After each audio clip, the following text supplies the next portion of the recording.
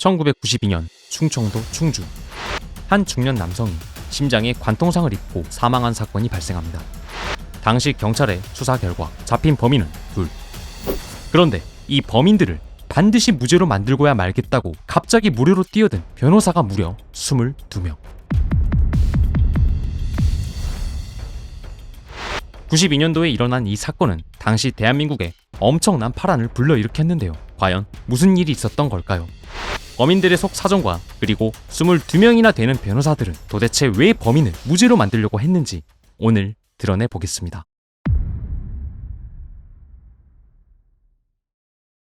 사건을 수사 중인 경찰.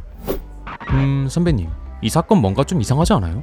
왜? 뭐가? 아니 왜 아버지랑 다 큰 딸이 한 침대에서 같이 잤을까? 그리고 왜 범인은 아버지만 해하고 딸은 상처 하나 안 입혔지? 경찰은 묘하게 무언가를 직감합니다. 그렇게 딸에게 넌지시 던진 거짓말. 너희 아버지 안 돌아가셨다. 수술이 잘 됐고 다행스럽게 생명을 건졌어. 그런데 그 말을 들은 딸의 반응은 놀라웠습니다.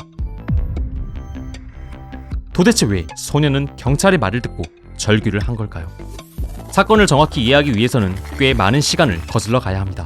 재혼을 한 어머니로 인해 새아버지를 맞이하게 된 소녀. 그러나 이 새아버지라는 사람은 소녀가 불과 9살이 되었던 때부터 소녀를 범했습니다. 무려 10년, 소녀는 새아버지와 무려 10년을 지옥에 있었습니다. 소녀가 대학생이 되었고 한 대학교 무용학과에 들어갑니다. 마음의 상처로 인해 제대로 된 연애 한번 못하던 소녀가 마음을 열게 된 한 남자 K. 같은 학교 체육과 대학생. 이 둘은 사랑을 키워갑니다. 그런데 K는 소녀가 어딘가 이상합니다. 늘 아버지 말에 꼼짝 못하는 소녀. 주말에는 무조건 고향집에 가야 한다며 만나주지 않는 소녀. 결국 K는 소녀에게 서운함을 토로합니다. 그리고 소녀는 K에게 숨겨진 모든 과거를 털어놓았죠. K는 큰 충격에 빠지게 되었습니다. 소녀에게 왜 10년 동안 경찰에 신고를 하지 않았냐고 물었고, 소녀는 아버지가 검찰 쪽 사람이라 신고를 해도 경찰들이 제대로 조사조차 안 한다고, 경찰들도 모두 아버지 편이라고 그렇게 대답합니다. K는 우선 소녀의 아버지를 설득하기로 합니다. 소녀의 아버지를 찾아가서 설득해보지만 소녀의 아버지는 둘의 사이를 완강하게 반대했습니다. 두 사람은 오랫동안 갈등했습니다. 어떻게 해야만 이 지옥에서 벗어날 수 있을까? 그리고 그들은 결국 무언가를 결심합니다. K는 서울 창동시장에서 식칼, 공업용 테이프, 장갑을 구입합니다. 그리고 소녀의 집이 있는 충주로 내려갑니다. 새벽 1시 반, K가 소녀의 집에 도착했고 소녀가 집 문을 열어주었습니다. 술에 취해 잠이 들어있는 소녀의 아버지, 아니 악마. K는 양 무릎으로 악마의 양 팔을 누른 뒤 소녀를 더 이상 괴롭히지 말고 놓아달라 라고 말한 뒤 심장을 K는 그렇게 달아나고 소녀는 옆집에 가서 강도를 당했다고 허위 신고를 합니다. 사건의 진실이 밝혀지면서 그야말로 대한민국에 엄청난 충격을 불러왔습니다. 악마의 정체가 밝혀지면서 엄청난 분노가 대한민국을 덮었고 두 연인을 동정하는 여론 또한 강하게 일어났습니다. 그리고 이들은 구속이 되어 법정에 섰습니다. 이 비운의 연인이 그대로 감옥에 가도록 보고만 있을 수는 없었습니다. 반드시 이들을 무죄로 만들고야 말겠다고 자진해서 나선 변호사가 무려 22명. 어떻게 변호사들은 이 둘을 무죄로 만들려고 했을까? 지금부터 변호사들의 작전을 치밀하게 들여다보겠습니다. 이 두 사람 반드시 무죄 받아내고야 말겠어. 정당방위로 가보자.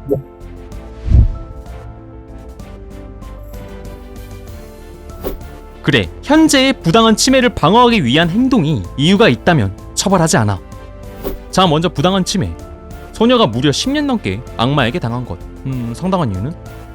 만약 악마를 해하지 않았다면 앞으로도 계속 소녀는 끔찍한 일을 당했을 거야. 악마를 세상에서 사라지게 하는 것 말고는 소녀가 지옥에서 벗어날 방법 따위는 없었어. 그러므로 K의 행동은 상당한 이유가 있는 행동이야. 좋아, 여기까지 됐어. 그런데 바로 이 현재가 변호사들의 발목을 잡습니다. 정당방위가 제대로 인정되려면 침해가 현재 일어나고 있어야 합니다. 그러나 사건 당시에는 악마가 그저 술에 취해 잠이 든 상태, 당장 그 현재의 순간만큼은 소녀에게 어떠한 일도 일어나고 있지 않았던 것이죠. 어떻게든 22명의 변호사들은 이 현재라는 시간에 다른 의미를 넣어야 했습니다.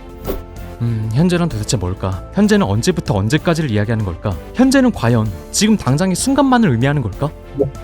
소녀가 치매를 당한 모든 시간에 초점을 맞춰보자. 소녀는 10년 전부터 여지껏 억압받았어. 그렇다면 사건이 벌어진 바로 그 직전의 순간, 이 순간도 소녀가 악마에게 억압당하는 중인 현재의 시간이라고 볼 수 있지 않을까? 그렇다면 이 시간을 콕 집어서 현재 억압당하고 있는 시간, 이렇게 할 수 있지 않을까? 변호사들의 작전은 한마디로 현재의 개념을 넓혀 현재 완료 개념을 만든 것이었습니다. 이렇게 두 사람을 무죄로 만들 수 있는 논리가 완성이 되었습니다.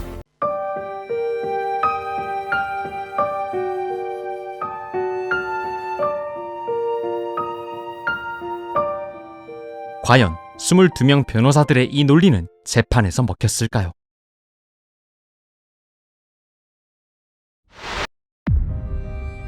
변호사들의 논리를 인정합니다. 그러나 이들은 이미 사전에 치밀하게 계획을 했습니다. 시장에서 장비들을 미리 구입했고 마치 다른 사건이 일어난 것처럼 위장을 했습니다. 이렇게 치밀한 계획하에 벌어진 일들을 정당방위라고 할 수는 없습니다. 결국 대법원은 변호사들의 논리를 인정하면서도 그럼에도 불구하고 이 연인을 처벌하기로 판결했습니다. 이들은 감옥에 가게 되었습니다.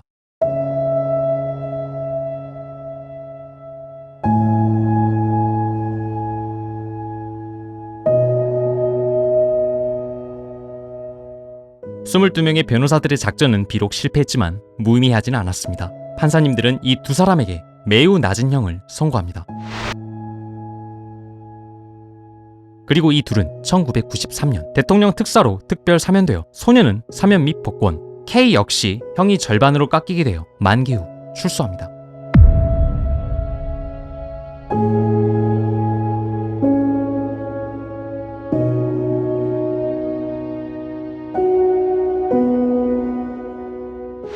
이 사건으로 94년도 대한민국에는 이러한 법이 신설됐습니다. 범죄자들의 처벌이 강화되고 피해자들이 더 보호받을 수 있게 제도적 장치가 마련되어 있는 지금의 대한민국은 확실히 두 사람 덕입니다. 오늘 준비한 인사이드 스토리는 여기까지입니다. 스토리가 마음에 드셨다면 좋아요와 구독을 눌러주세요. 늘 여러분이 궁금해할 속 사정들을 치밀하게 들여다보겠습니다.